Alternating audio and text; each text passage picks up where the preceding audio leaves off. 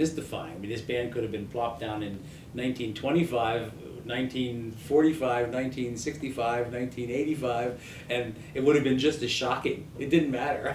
It would have been just as, sort of wild and untamed, no matter what era you stuck in. It brought you to attention. You couldn't, when they were playing, it was not something that you would disengage from when they were playing, because it was so engaging to watch something that different. You could look at pretty much anything else from like the punk movement and see that it was so blatantly contrived that it was offensive, but because they were your friends, you forgave them. But everybody trying to do some stupid thing to get recognition. There was nothing about that with Stick Against Stone. I mean, they were a powerful musical ensemble with something to say, and they were getting it across. I think that the band was certainly in its aesthetic, was certainly a product of its times. Certainly, influenced by what was in the ether in terms of the kind of music that people were listening to, the general sort of atmosphere of openness, influenced by bands like The Clash and Talking Heads, in terms of like former punk kind of musicians that were interested in experimenting with other forms of music. Well, it's the notion of bringing these people together.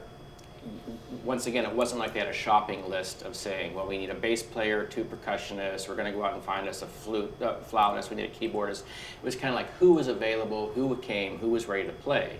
So it was a little like getting dressed in the dark. You'd get up and just like, I'm going to put this on, put that in, let's see how it looks when you turn on the light. And so you'd pull all these people together and they all had to play. It wasn't like if you showed up, you got to play. So it wasn't like anyone was going to be left out. In a lot of ways, the recipe, the ingredients of the recipe always formed the outcome, of the dish. But you never knew what was going to be available at any given time. You can have all that yelling and screaming from the musicians, spontaneously, and it was completely there wasn't anything like, scheduled or premeditated about any of it. It was just like,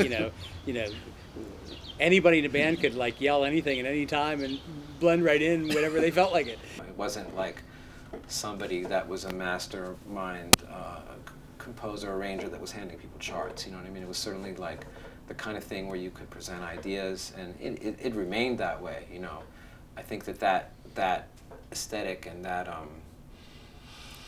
kind of environment was maintained, through up until I was gone, where people could present ideas, and there was a lot of co-authorship going on. Everyone was so hip to West African music, to the free jazz, to the outside composers, and new releases. We would follow Talking Heads. Remain in Light, obviously. But whenever they came out with the 4 solo albums. Oh yeah. Tom Tom Club, Born Under Punches. Oh, yeah. That was right. Jerry Harrison. Yeah, Jerry Harrison. Yeah. And bought these albums. Everybody just sat down and listened to them. And instead of just sitting there and listening to them and say yeah, it was like everybody was soaking it up like big sponges. And it was an intensity of really. Yep. Really pulling in an experience, and not to say like, I'm this much hipper than you because I've heard this. It was like I've been up all night listening to Stravinsky. It was interesting to see how it evolved, but also the reaction to the audiences that were already there. By the time Stick Against Stone was ready to hit the stage, there was already an audience for this kind of independently produced and played music all over Pittsburgh.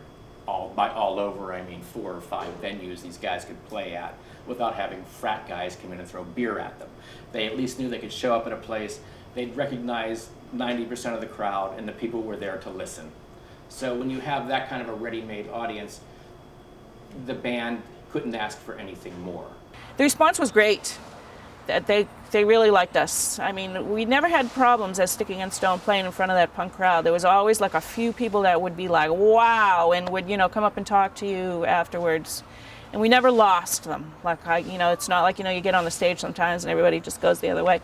That never happened with that punk crowd. We always kept them. That punk crowd was good for Stick Against Stone. Anytime you would invite some relative or somebody who didn't quite know you, didn't know what the band was, to come see the band, Right. or somebody would see the band, that, you know, and the pure shock value of what their react. I mean, this is like 1981 or whatever. I mean, you know, 1980, whatever, and you know, the pure shock that this presentation of this music would have on people. They were just like speechless. People would just didn't know what to say to you, because either they completely didn't understand it at all and they were just sort of horrified and couldn't stand it, or they were like mystified by, like, you know, how it is that you came up with this. You got the sense, I got the sense, it's in my ear yet, that the stuff was being invented right on the spot.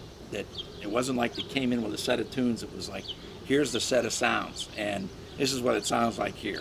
Somewhere else it's going to sound completely different, but right here. And nobody was holding back like, wait a minute, that doesn't sound like it should sound or anything. It was like everybody was wholeheartedly just jumping in. I've never again heard anything like it. I mean, they were probably one of the most unique as far as the sound was concerned that I've ever heard. I mean, I've been mixing bands for the last 30 years. I can't think of one band that I would compare to their uniqueness.